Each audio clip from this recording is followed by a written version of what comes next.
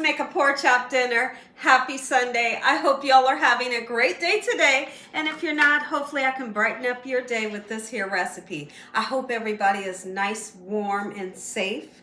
And I hope you don't have as much ice as we have at our house. There is literally ice at the front door, through the walkway, the whole driveway. We're doing all we can to take care of this ice and get rid of it. Putting the salt down, shoveling, trying to break the ice up. It's an icy mess where I live at. So I hope you all have a better situation. We're making a pork chop dinner here at the Young's house. And I'm so excited because who doesn't love a good pork chop? I'm frying them. Just an original, delicious, juicy, but crunchy pork chop is what I'm going to be making. I got some lovely corn here. We're going to butter it, give it some nice flavor, and we're going to sweeten it up a little bit as well. And I'm making some stuffing on the side. The perfect meal for a Sunday. What are you all having? I'd love to hear from you. First thing that we're going to do, let's just go ahead right now. I want to season these things up and give them some great flavor. I'm going to tell you one thing. When my husband goes shopping for pork chops, he gets the best pork chops. They are always gorgeous. They're the perfect thickness that I'm looking for. I can't stand a thin pork chop. I can't stand center cut pork chops. I don't like center cut pork chops because they're dry. But I like them to be a certain thickness, and I like them to have that lovely marbling on it. It has everything that I'm looking for, so I know these are going to be good. I'm going to go right in with some paprika. And just like so, okay, it's not a smoked paprika now, okay? And I'm going to use some black pepper, just like this. When's the last time y'all had a good pork chop? A pork chop that tastes good. It was crispy on the outside, juicy on the inside. Let me know. I want to hear from everybody. Lovely. Okay, so now on purpose, I'm using a nice amount of onion and garlic powder, okay? Watch this. I'm not going to be afraid to season because I want that seasoning to come through. I'm not going to season the other side of the pork chop. Really, there's no need, okay? It's not super thick, so seasoning one side will be just fine. And what I'd like to do, I always like to tell everybody, when whatever meat it is, doesn't matter if it's pork, beef, chicken, turkey, you let it kind of sit out and hang out on the counter for a little while, because cooking it right when it comes out of the refrigerator, it's going to turn out nice and dry. But when you kind of let it hang out, let that chill come off of it, is when it's always going to cook up best for you. And I'm not kidding. It's like a fact. It's a proven fact. All right, so I'm going to put some salt. But if you can't use salt, it's okay to leave it out. And then you can let your loved ones, add salt if they want to their plate, Gorgeous. I'm going to let these set for at least 12 to 15 minutes with these spices, okay? Just like so. Put a little bit more salt on that one. And we're going to make up some corn. When I make corn, I always make the kind of corn that I grew up having, where you're going to season it with salt and pepper. You need that savory. But then I like to sweeten it with just a pinch or two of sugar. Not enough sugar to make it a sweet dish. Just to give it the balance that's going to balance out that savory salt and the butter that we're using, okay? So let's go ahead and do that now while we set this here. I think I'll use this pan. I'm using a liquid as well. Let's get us some salt and pepper in here. Gorgeous. I have some sugar nearby. We're going to put us some butter and just let it go on low. And really, we don't have to even turn this on until everything's almost cooked, About 3 tablespoons of the butter. All right. There we go. I have the stuffing, and it's so easy to make, y'all. Who doesn't love stuffing? But not all the time do you want to make a homemade stuffing and go through all of the things that you do and then bake it in the oven for about an hour. We're not doing that. Especially when stovetop stuffing has this. That has never let me down, and it always tastes delicious, right? So that's what we're having today. I'm going to scoop this right on over here. And I do have my water. Let's go ahead and turn these on. I have my 1.5 cups that they require of the water. We're going to put that half a stick of butter. And then once this comes up to a boil, My stuffing is going to go right in here, and then you give it a nice mix, and then really you just turn the stove off, cover it up, and then fluff it up 5 minutes later. And it's just that simple, and it's so delicious. Pork chops has sat for about, let's just say 5 minutes, but I want you all to let them sit for longer, okay? Lovely. Let's go ahead and coat the pork chops just like so. Once you get it nice and coated, it's important that you do this. Shake it off. Shake off the excess, and the whole purpose for shaking off that excess flour is because literally, naturally what's going to happen when you go to fry your chicken, your pork chops, whatever it may be, a flour will always fall to the bottom of the pan.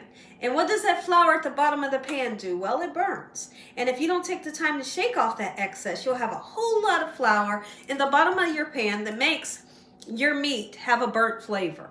Okay, so that's why I'm always sure to shake it off, whether it's chicken, no matter what it is. All right, it really helps you in the long run. Okay, lovely. Let's bring this here and y'all can see a little bit better. Gorgeous. I didn't mustard fry these today. If I were mustard frying these pork chops, I would have like painted on some mustard just lightly using my silicone brush, and then putting the spices on and then dipping it into the all-purpose flour, okay? So absolutely, if you want to do that, you can. And no, it doesn't give it a mustard taste. It gives it a great taste, okay? I just wanted a real simple, delicious pork chop today, and that's what we're going to do. So in the meantime, I have a pan of vegetable oil that's heating up behind me. We're going to make our way over there, get these pork chops to cooking. Dinner's going to be put together so quick and easy today. I like to let people know when it's a quick and easy recipe, because that's what most of the people in the world is looking for. Something quick, something simple. You're not going to be in the kitchen all day. This is definitely that meal. A little tiny bit more flavor into my stuffing. So I'm going to put just a tiny bit of bouillon powder. That's plenty of flavor there. I'm going to go ahead and turn this corn down. It's doing what I want it to. Everything smells so good. I mean, I know we're just, excuse me, getting started, but I can smell all those lovely flavors onto the pork chop. This corn smells great. We're moving in the right direction. How about this for your meal? Super simple to make. Comes together so quickly. Didn't hardly cost me anything. Pork chops was already in the freezer, right? Sure they was. Absolutely everything was already here. We didn't have to buy anything for this meal.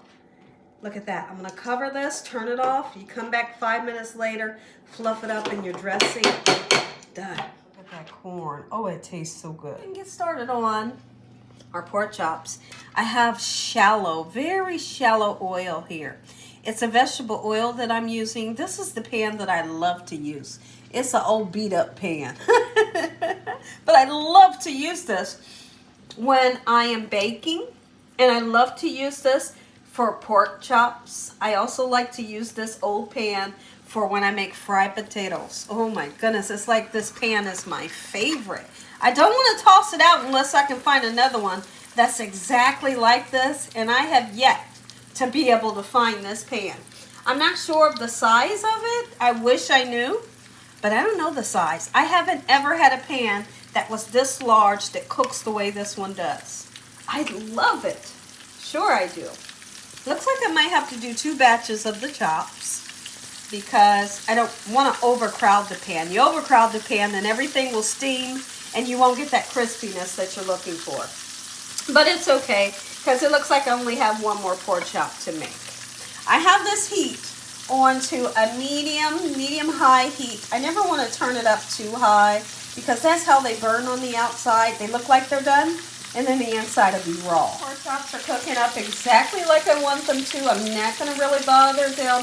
I want them to form that beautiful golden brown crust at the bottom. And don't worry, you'll see the crust. You'll be able to look from the side here. Once you see that golden brown towards the bottom, that's always going to be your indication. Go ahead and give them a nice flip over because most likely they're done. Not done, but they're done on that side. Give them a nice flip over. Look at that. Yes, are you kidding me? That's what I'm looking for. That's what I'm looking for. That color, and that's what I want yours to look like. So now, once this side is done, that means Your pork chops are half of the way cooked, of course, because then you get that other side nice golden brown and crispy. You're on your way. Let's check in on this one.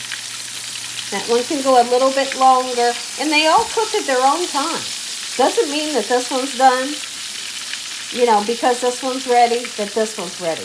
You just really have to look at them all individual, you know. That one's not done.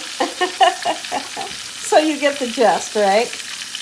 Oh yeah, that one's perfect. Who's all excited? Really, it's just that simple. You can see that pork chops are never hard to make. Super easy to make. It's really just about controlling the heat, not having that heat up too high, and knowing when you're done, you know? Let it get brown before you bother it, because if you bother it too early, when you go to move it around, that lovely crust that you worked so hard for, it's going to come falling off. And look at this. When I tell you it tastes so good and I can't stop eating it, oh my goodness. This dressing turns out perfect every time. I'm about to eat this too. Ah, yes.